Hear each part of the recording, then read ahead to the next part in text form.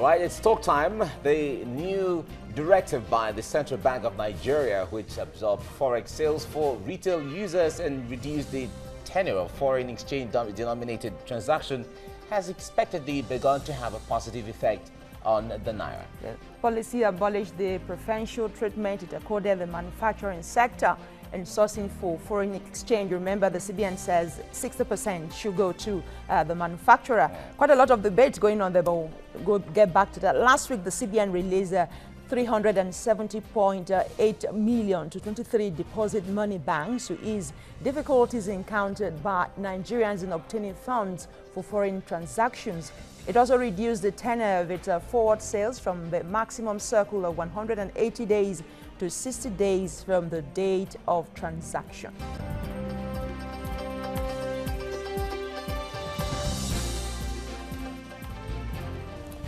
All right, it's talk time. The new directive by the Central Bank of Nigeria, which absorbed forex sales for retail users and reduced the tenure of foreign exchange denominated transaction, has expectedly begun to have a positive effect on the Naira. The policy abolished the preferential treatment it accorded the manufacturing sector and sourcing for foreign exchange. Remember, the CBN says 60% should go to the manufacturer. Quite a lot of debate going on there, but we'll get back to that. Last week, the CBN released 370.8 million to 23 deposit money banks to ease difficulties encountered by Nigerians in obtaining funds for foreign transactions. It also reduced the tenure of its forward sales from the maximum circle of 180 days to 60 days from the date of transaction. All right, that's the background to this now. We are joined by a financial analyst, Nemeka Obiareri. Nemeka, good morning. Good morning, man. Nice to see you. The last time we spoke to you, you were in London. Yes. Yeah. It's good to have you back in the country. Thank you very much. Nigerians in London, welcome back. And then we have the head of research, GDL Asset Management Limited, Oluwashina Olubu. Good morning. Nice Good morning. Thanks for having me. All right. Okay, Nemeka, let me start with you. A few days ago, the beginning of this week, we saw the Naira gaining against the dollar, and there were some level of cheer. Some Nigerians were really happy. Should we be happy? Should we throw parties now? Yes, we expected it to go down, and because one of the major problems we've had, like I've always told you, is the problem of demand and supply. Now, what the CBN did, and which everybody applauded them for, because of the intervention that they made. You know, one of the problems we've had is the issue of those at the retail end of the market not getting the relevant supply of the dollar as at when needed. And again, their pronouncement, remember that they said that they are going to take out time to clear all the backlog of outstanding obligations in the system, which is very laudable. They did that. Now, for sure, everybody's happy. And like I said, the true value of the Naira is at the 350 end. What they are trying to do is to close the gap between the parallel market rate and the official market rate. And of course, you remember again that they said they have been providing dollar for the retail end of the market at 20% above the interbank rate. The interbank rate is about 305, 306, 308, thereabout. So for the short term, it will work. And if you look at all the indices and parameters, it's going on well. The oil prices, crude oil prices have remained stable at between the $55, $56 level per barrel. Output has inched up. Of course, we commend the vice president, the acting president, the new Shibanjo, who had made some deft moves, is actually paying out dividend, because you know the economy is driven not just by the fundamentals. Perception matters too. Hopes. You know, I was listening to somebody that alluded to the fact that why do countries run to America to save their monies there? Most of the instruments, debt instruments in America are lashed up by Saudi Arabia, China, and all the other strong economies. Why do people put their monies in the dollar? Why not in their own local currency? It shows the measure and level of confidence people repose in the American economy and all those stuff. So I think in the short run, in the next 2, 3, 4, 5 weeks, we will see the bleeding will subside Right. to some extent. But the next question we should ask ourselves, after this ad hoc measure, after this elixir, what is the next? long We'll term? come to that. Assuming crude oil prices for whatever reason. Hold on. We'll come to what next. Let's have Shino's take on this issue. CBN has pumped about $500 million to the system as it is. The commercial banks and authorized dealers gaining about 13% between 7 to 10 naira appreciation. What's your take on that? Yeah, thank you. Like he said, the reaction was expected. It's what we expected to happen that is happening, because what happens with price in any market is a function of the interplay between demand and supply, and to affect any price of any market, you have two options. It's either you tweak either of supply or demand fundamentals, or you do both. If doing both is in your powers. Now, having said that, what the CBN did was to move part of the demand in the parallel markets. Those who will compulsorily pay for school fees, whether it is 1,000 or not. You have a son who is in 300 level somewhere in Europe or in America. You won't ask the boy to stop going to school. What you want to do is to go out of your way and buy. So you want to move the demand from that end to the mainstream, the market. So you want to also move medical bills from there to, so it's expected that the quantum of demand that we see in this space is moved from the parallel market into, so we expect that the demand pressure that's in the parallel market would come down over time, which is what we are seeing now. Without talking about what will happen going forward, let me first of all say also that the dynamics is the 41 items that was banned, they are still in the parallel market. That is what it means. Now, the fact that you are not talked about does not mean that the demand does not exist. The demand for those 41 items are still in the market because they are not contraband anyway. The products are not contraband. They are not banned, so they are still brought into the market. What I'm just saying is that you will not have access to dollars at official rate for that purpose. In other words, those items will be imported with dollars from the parallel market. Nigerians won't feel the ease of these dollars so soon, because if those items are imported with dollars from the parallel market, the inflation rate won't ease anytime soon. The pressure is still there. Exactly the point I'm trying to make. Anytime soon. That's what I'm saying. That you only move a part of the fundamentals in the parallel market. Sorry, the demand fundamentals are still very strong. So they are not only strong, they are also diversified, which is opposite what is happening with our supply. Our supply is not diversified. Our supply is solely oil. So it's two things are happening. The opposite of what is happening with our demand is what is happening to the supply. So the demand side is strong and diversified, because such so that if you are dealing with a part of the demand, there's another part that is still strong. Now, for supply, it is weak and also not monocultural in nature. So, because if anything happens to our oil, for example, back to square one. the strength of the CBN in reserves to do what is being done at the moment over time is in question. How sustainable is this over time? How sustainable? So we're ready to take that now. Exactly. Certainly. Let's talk about how sustainable this will be. Nemeka, the point there is, when it comes to the strategies or the policy by central bank were to supply, let us just flood the market with forex now, because the lack of it was what was causing all of this in the first place. Then recession, then inflation, then high demand and all of that. With this flooding of the market with forex, like Olubu said, how far can the CBN keep doing this? Because we see the today the acting president is supposed to be in Akwa Ibom State, trying to it dials the tension in the Niger Delta to ensure that there are no problems, the oil keeps flowing and all of that. But how do we keep doing this? Mike, just like you pointed out, Oluwashina pointed out, we must do something urgently concerning the supply side of the dollar, and we must do it as of now. Where the CBN is able to meet some of the demands in the market because of the issue of output that has inched up, the issue of price of the dollar crude oil prices remain at a certain level. Now, remember, there was something I read yesterday. America is building their reserve. They started building up their reserve. And at any point in time, the US are building their oil reserve. It points to one thing, there's going to be a supply glut. And once there's a supply glut, the markets start coming down. Remember again that they've kept on tweaking and refining the fracking technology. The fracking technology to enable them get oil from the rocks. Over time, they will perfect it. They will start producing at the same cost as some of us that use fossil fuel offshore, onshore. And it's going to pose serious issues for us. Now, what do we do? Like I've said, what we are doing now is what we call elixir. The acting president, good job. But it's just a temporary ad hoc measure. Other oil producing countries like Nigeria do not depend on oil revenue for consumption. Oil revenues are used to diversify other sectors that can also earn dollar income.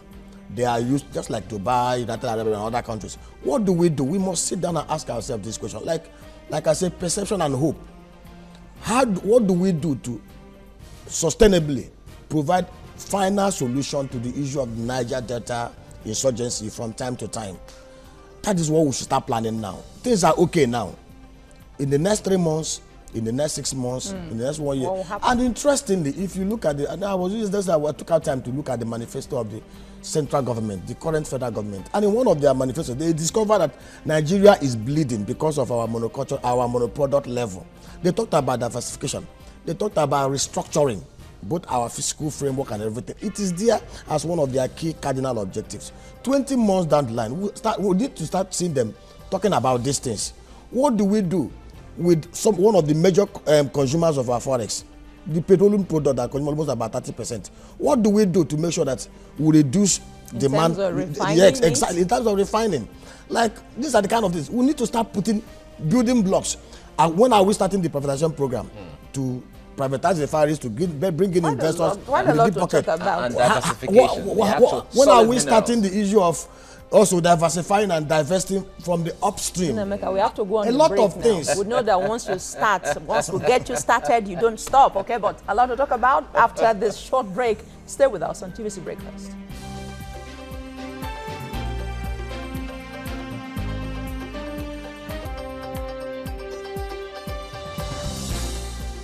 All right, if you're just joining us, you're watching TVC Breakfast. We're discussing the Naira now. The past few days, the Naira has been gaining and gaining and gaining against the Naira. But there are questions.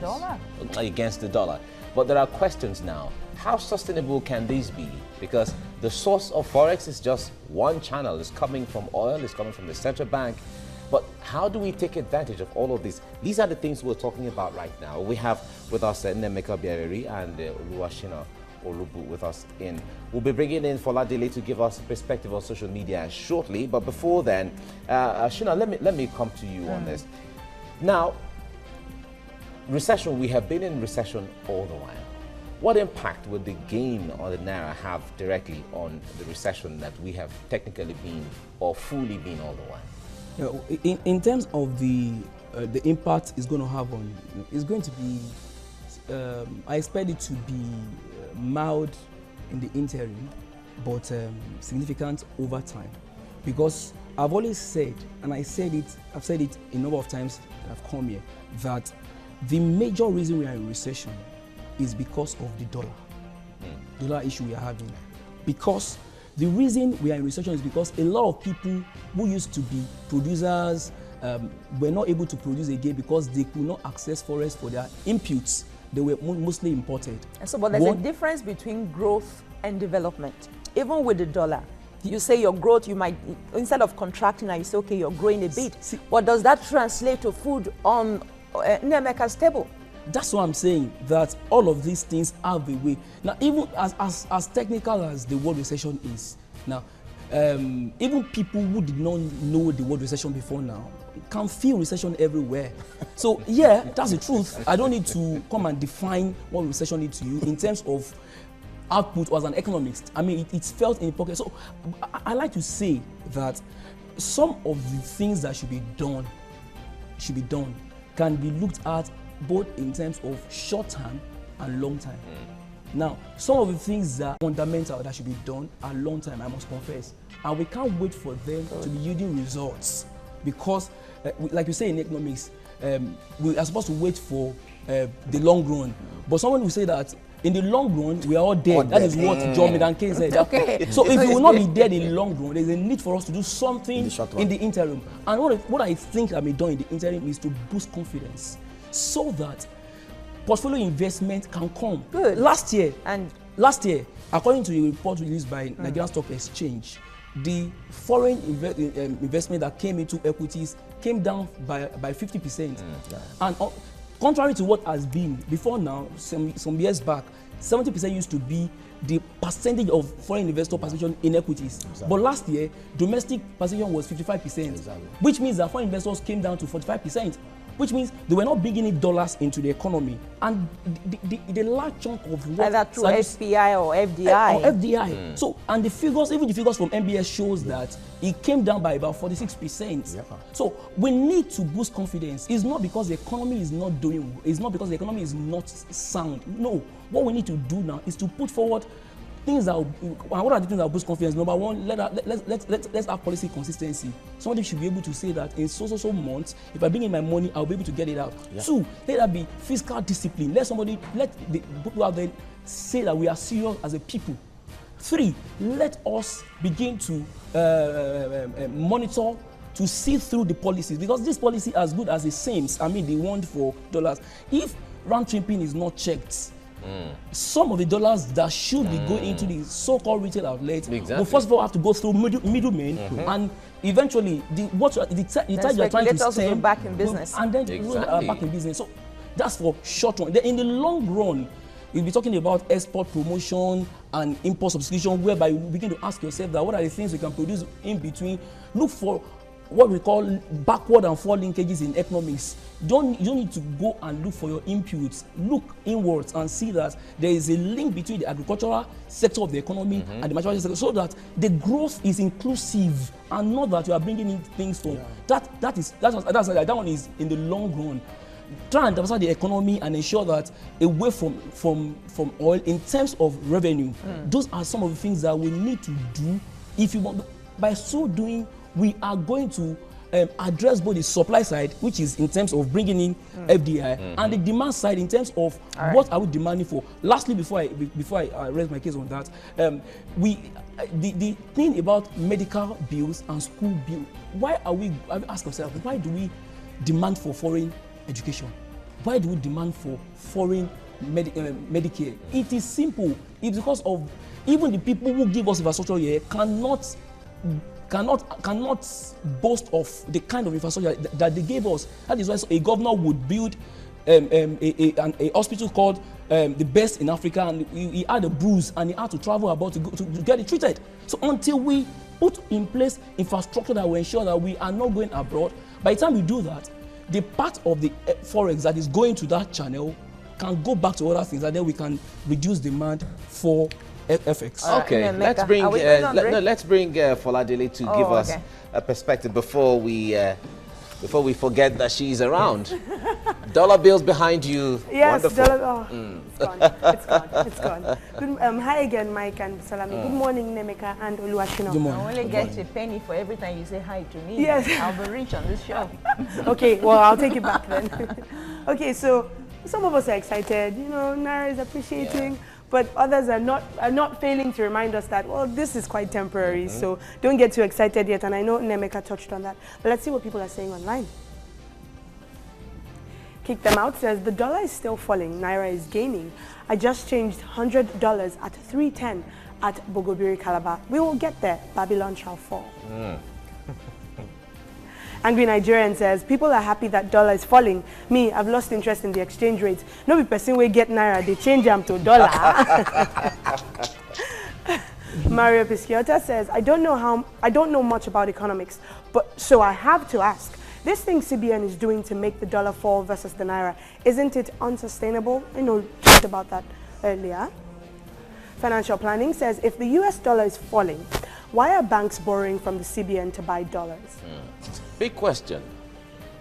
And Mr. Bukari Stewart says, Naira will punch the dollar more this week. Naira don't take for gym, they train. Ready to unleash. Mr. Dipo Awojide says, when Naira loses value to the dollar, Nigerians complain. When the Naira gains value, people fight again. What exactly do Nigerians want? LOL. Oh, very funny reactions. You know Nigerians will make a joke out of anything.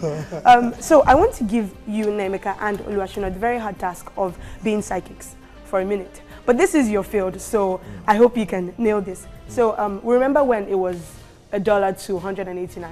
Yeah. While I know it might be too ambitious to hope that someday we'll get back there, what's the closest we can come? I will tell you this.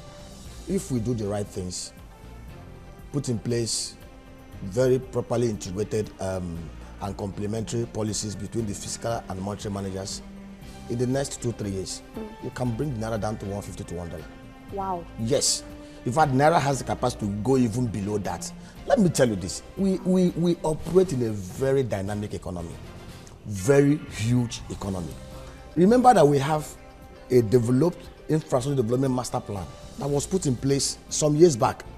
An ambitious $3 trillion, 30-year consolidated integrated infrastructure development master plan, which was designed to bring us to the level of second world economy, if properly implemented. The problem we have, and which is the problem that is the major issue we have in the public, that we don't have people that have output targets.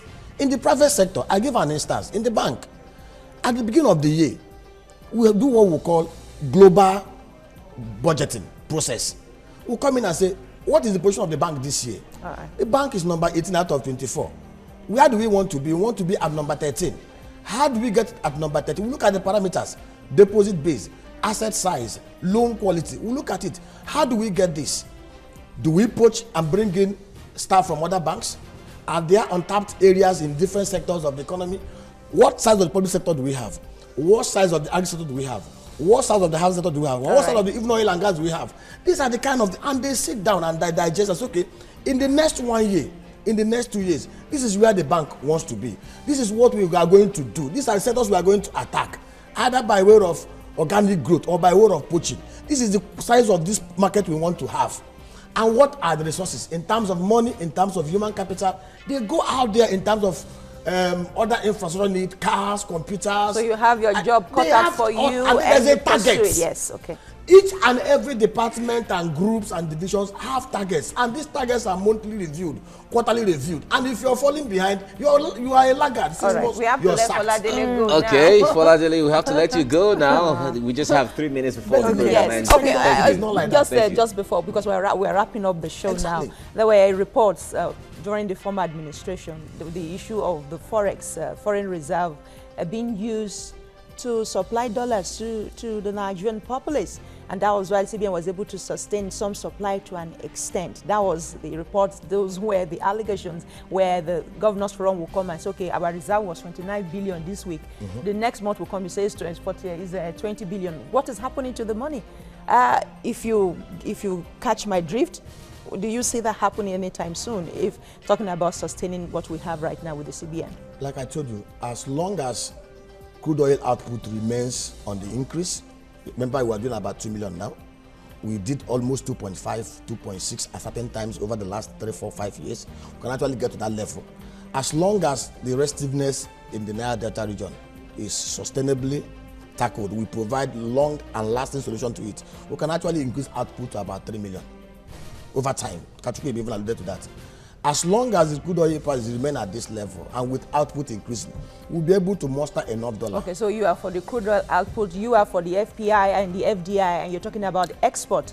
Crude oil, the reason I said FDI and FPI was because the need for us not to just depend on oil, praying for oil price, because the oil price is not for us to determine anyway. It's market determined, and then OPEC has done a good job in terms of rationing what you can bring to the market to ensure that there is no supply glut. It is not within our powers. So some of the things within our powers is to boost confidence, let FDI come in to complement. But the export is within our powers, don't you think so? export. The export, yes. Yeah, is within our powers. Export, by export, do you mean oil export or non-export? What you talked about the things that we can export. Yeah, that's that what can I'm bring saying. in money. Yes. No, non-oil export. Really. Non-oil, yeah, export. that is within our power. So that we need to think along that line and ensure that we do not have just a source of FX inflow. All right, as we get along, certainly, we're going to be talking about this as the Naira improves against the dollar. It's a topic we have to keep analyzing to ensure that, because I remember when it was falling,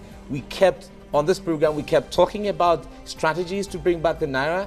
Nemeka and Shina, we've been talking about this all the while. So we'll keep talking about this, but we have to round it off right now. We've been talking with Oluwashina Olubu, the head research, the GDL Asset Management Limited, and we also had Nemeka Obiareri, financial policy analyst. We've been talking about this. Certainly, we'll be talking about this again and again and again as we get along in the coming days, especially when we see how the Naira is faring against the dollar. This is where we round off the program today. Tomorrow, we'll be back again. We have other very interesting topics to discuss through the week, or maybe tomorrow. It's Friday tomorrow. So have a great day ahead. I am Mike Okwache. We'll see you tomorrow. I am Busolami Tunwashe. Bye for now.